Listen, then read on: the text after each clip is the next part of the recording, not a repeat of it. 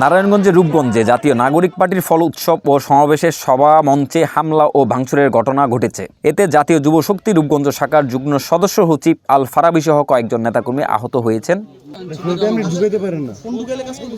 হামলার ঘটনায় ক্ষোভ প্রকাশ করেছেন এনসিপির মুখ্য সমন্বয়ক নাসিরউদ্দিন পাটোয়ারি। নাসিরউদ্দিন পাটোয়ারি হুঁশিয়ারি দিয়ে বলেছেন, হামলার সঙ্গে জড়িতদের দ্রুত বিচারের আওতায় আনা না হলে এনসিপি বৃহত্তর কর্মসূচি ঘোষণা করবে।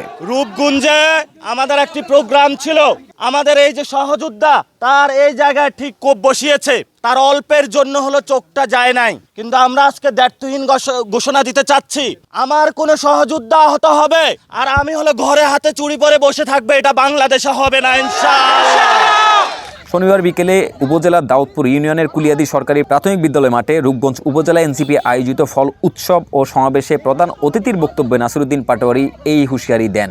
এর আগে বিকাল ৩টার দিকে সমাবেশ স্থলে হঠাৎ করে বিপুল সংখ্যক মোটরসাইকেলে করে আসা হেলমেটধারী ব্যক্তিরা সভা মঞ্চে হামলা চালিয়ে ভাঙচুর করেন বলে অভিযোগ করেন আয়োজকরা। এই সময় মঞ্চে থাকা নেতাকর্মীদের উপর হামলা হলে আল ফারাবি সহ কয়েকজন আহত হন। পরে আহতদের স্থানীয় বিভিন্ন হাসপাতালে প্রাথমিক চিকিৎসা দেওয়া হয়। এ বিষয়ে নারায়ণগঞ্জের জেলার সহকারী পুলিশ সুপার সার্কেল মেহেদি ইসলাম বলেন, ঘটনার খবর পেয়ে পুলিশ দ্রুত ঘটনাস্থলে পৌঁছে পরিস্থিতি নিয়ন্ত্রণ আনে। বিষয়টি গুরুত্বের সঙ্গে তদন্ত করা হচ্ছে এবং এই ঘটনার সঙ্গে জড়িতদের শনাক্ত করে আইনগত ব্যবস্থা গ্রহণ করা হবে।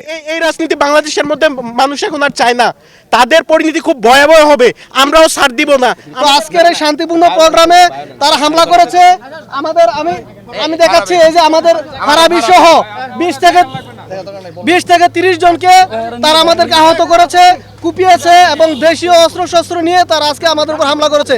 আপনারা জানেন যে এখানে এনসিপির একটি ফল উৎসবের একটা প্রোগ্রাম ছিল। তো এই প্রোগ্রামে আমাদের ডিপ্লয়মেন্ট কালকে রাতেও ছিল, সকালেও ছিল, সকাল থেকে আছে। ওনাদেরকে আশ্বস্ত করেছি তারা সম্পূর্ণ নিরাপদে যাতে এই প্রোগ্রামটা করতে পারে, এই জন্য আমাদের আইন শৃঙ্খলা পর্যাপ্ত পরিমাণ আইন শৃঙ্খলা বাহিনী মোতায়েন আছে। দেখেন, গণতান্ত্রিক রাষ্ট্রে সবাই রাজনীতি করার সমান অধিকার রাখে। যারা এই ঘটনায় জড়িত আমরা অভিযোগ পেলে তদন্ত করে অবশ্যই আইনানুগ ব্যবস্থা গ্রহণ করব।